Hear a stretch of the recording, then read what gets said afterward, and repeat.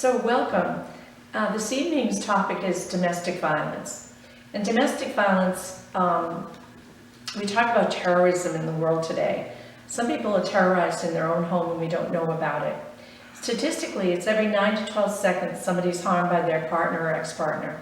And we know that domestic violence can happen between males and females.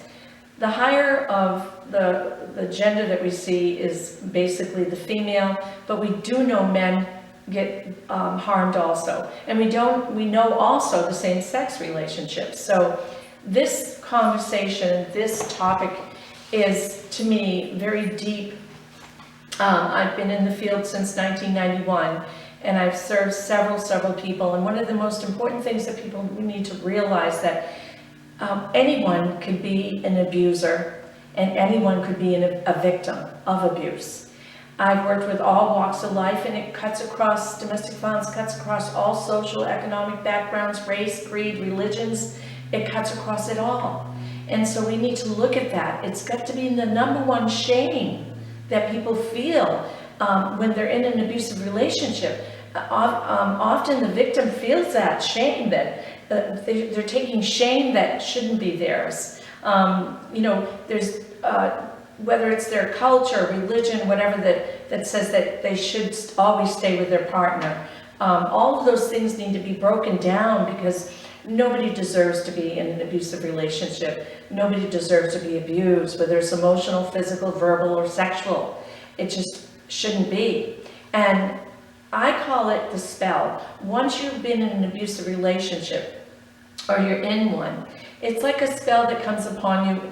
You could start off with really healthy self-esteem, and by the time that you realize, or the abuse starts happening, for instance, if we all went on the first date and we were hit by somebody or put down, we probably never would go back out with them. So we wonder why, how do people get into these relationships, and why do they stay? There is so much judgment on people that are in an abusive relationship, especially if they go back to the person. And there shouldn't be, because that person, when they first started, and when they met that person, if I ask people, well, how was the person when you first met them? Oh, they were loving, kind, helpful, and all the wonderful things that you normally see in a healthy relationship. And then after a time, and that time could be 3 months, 6 months, that's half a year.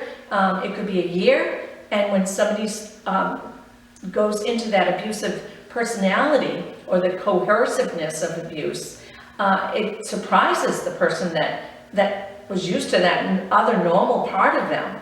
So we call it the Jekyll and Hyde piece. So the person can be very loving and kind and wonderful, and then slowly the victim starts seeing different behaviors that are happening, more controlling.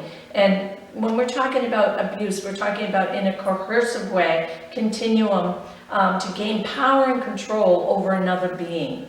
Okay, so in a healthy relationship, you have two people that are feeling pretty good about themselves, going about their business. They may share common friends, or may have different friends, or share hobbies, or have different hobbies. They're not looking to control the person. They don't have to tell where they are all the time. They may share different opinions on things, but there's not this bond or this overlay that keeps the other person down. There's an equality in it, and it flows. Sometimes 50-50, 60-40, it flows. But in an abusive relationship, it's about one of those two people gaining power and control, keeping that person down in various ways. And we know there's emotional abuse, verbal abuse, sexual abuse, and physical abuse. And a lot of people think that in order to be in an abusive relationship, it has to be physical abuse, and that's not so. Oftentimes, when I'm working with somebody that has not been physically abused or has been physically abused, they'll say to me, Kathleen, I'd rather have a broken bone, because the bone's mend, or a bruise, physical bruise from the physical harm, than the emotional, because the bruises go away. The emotional seems to stay with us. And think about it, when we were young, when the first time that somebody we liked put us down, or the bully, that stays with us our whole entire lives. We don't forget about it. It's an imprint, and that's something that we have to think about. So that imprint comes into our bodies, our etheric, as we know as spirituals. We have the chakras and our etheric and the astral bodies, all the bodies, the emotional and so forth. And it penetrates through, causes post-traumatic stress when somebody kind of attacks us, whether it's emotional, again, whether it's all the 4 types of abuse. So what happens is the victim remembers the niceness that that person has because there's a cycle to it. So it will start off in what we call the honeymoon stage, when you first meet or when everything's fine. And then it goes into the tension stage where the person, the abuser, starts showing behavior that the victim's never seen before. And they start thinking, wow, I never saw them yell like that, or I never saw them throw things. And then all of a sudden, it might be into a different, the explosion stage where there's actual physical abuse or a threat or real bizarre behavior that puts the victim in like they're scared. So what happens after that, the cycle goes around again, where, oh, I'm sorry, I promise I'll never do it again. And the victim, after the, today, especially in our society, time is a must. We're so busy. So when we start a relationship and we think we've got the right one, you don't want to have to be breaking it off at a certain length of time. You want to give it a chance. You want to try, and this is what happens. But we have to be forewarned. Okay, so some of the warning signs that are out there are somebody getting too fast into the relationship. I mean, we all love to be loved. And when somebody comes along and says, hey, I love you, right off the bat when you don't even really know them, that's kind of a warning sign. Or somebody gives you loads of flowers on you and you still don't know them yet. It can be alluring and nice, but it's not healthy, okay, when you think about it, because you don't really even know the person yet. So there's a way that the abuser can come in very alluring and very kind and loving, and when you first meet them, they can show the best behaviors. And it takes a while to think about it. It takes a while to get to know somebody. So many people have said, gee, if you live with them, you really find out what they're all about. Well, it does take a long, because when we first meet, we all have a good behavior, right? And then, a year from there, we're used to them. So we can show our angry side, or disappointed side, or our selfish side, whatever it is. But when it comes to abuse, it's not just that simple. It's behavior of coercive way to keep control over the other person. Power and control is at the meat of an unhealthy relationship. It may look like love, but it's disguised, okay? It has this sort of dynamic that's in it. It's called the power and control wheel. And anybody can access this online under Jane Doe Inc. But I'll tell you a story about Jessica. Jessica met her partner through a mutual friend. She was at her first year at Florida State College when her friend introduced her to this guy that was also going to the college. And on the very first date, he invited her to a full expense paid trip to the Bahamas. And so Jessica thought, you're going to pay for me and we're going to spend 2 weeks together, and we just met each other. I know we know a mutual friend, but this seems a little weird. But he was so funny and so convincing and so dynamic that he convinced her to go. So they went on to the Bahamas. She said they had a great time. She didn't see any warning signs. She didn't see that he got too fast, too quick into the relationship. That's a warning sign. So Jessica and them she had a great time. He was so funny and charismatic that he made friends with the airline pilot that flew him out there, and also made friends with the taxi driver that took him around the Bahamas. When they got back to the state, he was invited to his wedding. So when they got back, Jessica she was popular too. She had a lot of male friends. And when she wanted to go out with her male friends to go to pizza and bowling like she normally did, he said to her, he says, hey, I'm your guy. You don't need these other guys. And Jessica just thought to herself, well, he just wants to be with me. She thought what we don't know that can be disguised as jealousy. She looked at it that, oh, he just wants to be with me. So she didn't hang out with her friends like she normally did. And another thing started to happen.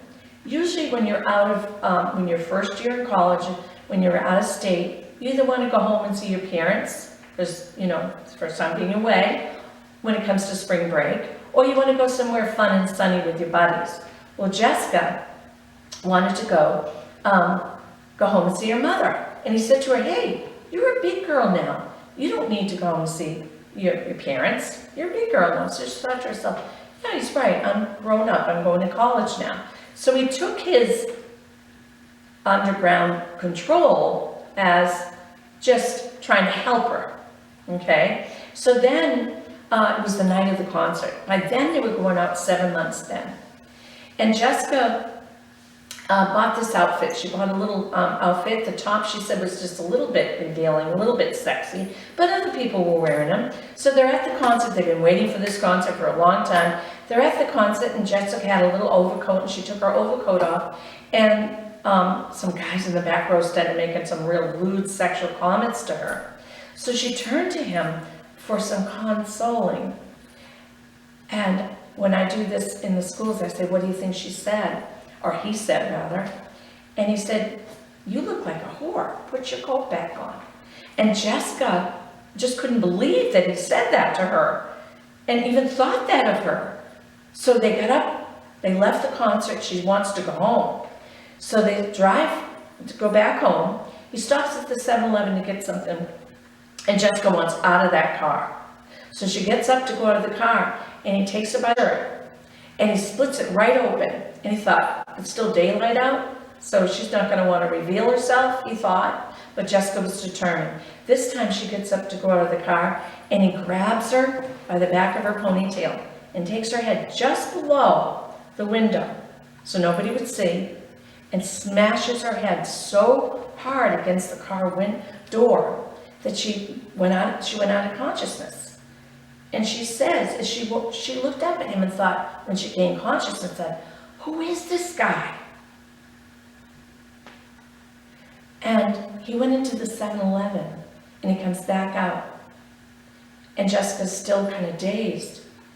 And he comes back out with a flower and a Fort Lauderdale t-shirt that said, I love you. And he said to her, if you just didn't try to get out of the car, this wouldn't have happened. So by saying that, the victim often gets blamed for the abuse that happens to them. If you didn't take my coat to the cleaners, if you took it on time and everything, and I had it for my meeting, you wouldn't have got this abuse. Whatever excuse that they make, it's always the victim's fault. And the victim starts believing it. It's called the Stockholm Syndrome. And it's a book, and you can look it up online. And it's where they found out that the captees of the people that were captive, and this was in the Vietnam War, the wars, became friends and protective of the very captees of them. And this is what happens in a domestic violence situation, whether it's emotional abuse, physical abuse, sexual or verbal. It happens when the victim starts to question, like Jessica did. Well, maybe I shouldn't have worn that top. Maybe, he's just trying to help me. So they start questioning and denying their own knowing and common sense. And that's where everybody doesn't understand and everybody judge. I never let anybody treat me that way. Well, she had 7 months there, and he said to her, I'm sorry. And oftentimes we want to, if the person is a kind, empathic person, they're going to want to believe the person. And a lot of victims are very sensitive and very kind people.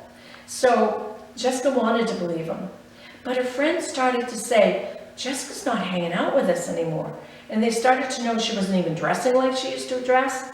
So they found out that he had stalked another girl at the college.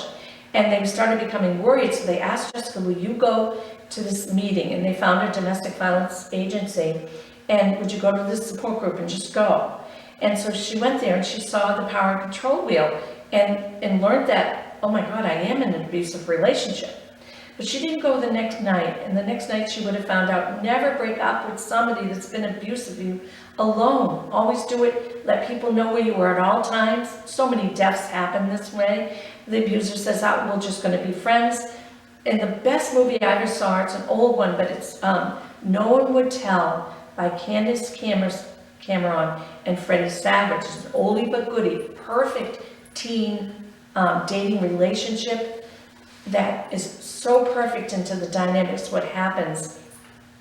Good one to watch, and it's still going on. So Jessica didn't go the next night, and she showed up at his dorm just to tell him that she wasn't going to go out with him anymore, and she proceeded to tell him, and he ended up punching her in the nose, breaking her nose, and he went in the room and came out with a bullet, and he handed a bullet, and he had his gun, and he went back to get his gun, she believed, because he said, "This is it."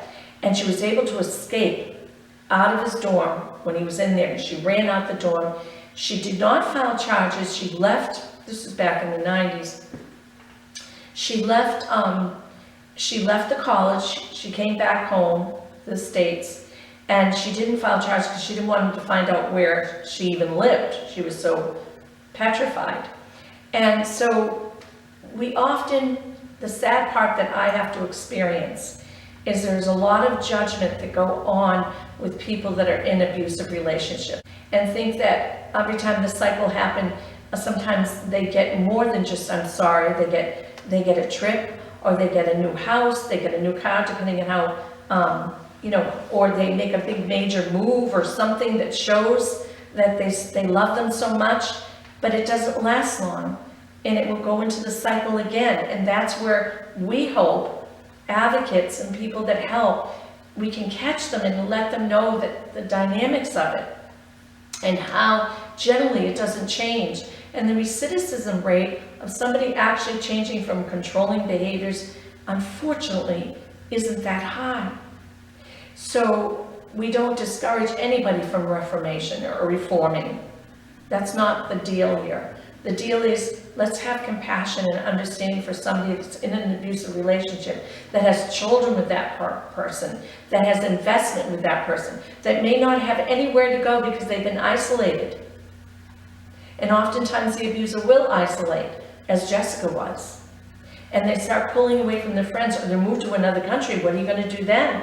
And you're controlled by the money or whatever it is. There's many reasons why a victim stays, and it's never because they're stupid or they like it. And often they're scared to leave. And they've been told if they leave, they'll be killed. The children, we know today that whole families are killed. The abuser will kill themselves and their kids and the victim, whether it's male or female, it happens. So it's something that we really need to understand and have compassion for. And the victim may not be ready to leave, and we always respect their choices. But we do educate, and education is key. Self-esteem, which goes into our second video rather, our self-esteem. Like Jessica had good self-esteem, but when you're in an abusive relationship, and depending on how long you're in it, you start to self-doubt. Your self-esteem could be this big by the end of it. So we need to empower people, and we need to accept people that they may not know where they are right now with that relationship, and they still want to believe in the dream. And we all have a dream. So our evolution, our own personal evolution as a soul, how we perceive our life and how we feel about ourselves, and our own deep emotional patterns need to be looked at. We need to, oftentimes, if we grow up in a home and we witness abuse, we can tend to be abusive. Okay? Or if we don't ourselves, we'll think it's okay to be abused. So it's just like alcoholism, addiction. Half the world is devastated by it, so with domestic violence. It all trickles out, that somebody is always a victim, and it trickles into the family, and trickles all over the place. So it's something to think about. And so some of the warning sign is somebody that doesn't respect others, somebody that looks at the opposite sex as an object, somebody that mistreats animals. A lot of animals are hurt. A lot of victims aren't leaving because they're told, if you leave me, I'll kill the dog, the cat, or whatever. Oftentimes, the abuse happens to the parent, and then they start going towards the children. And usually, when it starts happening towards the children, the victim finally leaves. But it takes 7 times before a victim is ready to leave the abuser, finally leaves, statistically, 7 times. And I can remember my first client was 70 years old. And it was the first time she got a restraining order, because her husband threw a meat cleaver between her and her oldest daughter. So, you know, and there's a lot of times the abuser, not all the time, an abuser can just be abusive and controlling, but then there's substance abuse too. You add those, they're 2 separate issues, but you add those together and it can even be more dangerous. So, relationships. A healthy relationship should have a flow to it, where you're still feeling independent and you enhance each other's life. When we're in a relationship that is unhealthy, first of all, we got to be healthy ourselves. We got to have our good sense of self-esteem. We got to know what we want in life. And this goes to our purpose. Are we living our purpose? Do we know what we're here for? So this runs into a lot of 3 of at least the videos that we've done tonight, or done in our church service here. So think about it. A healthy relationship, you're going to attract to you what you feel about yourself. So be all that you can be yourself first, and then you'll attract alike. There's much more to this whole topic. I could talk forever and ever and ever on it. But just for now, we'll let this go. And know there's help out there.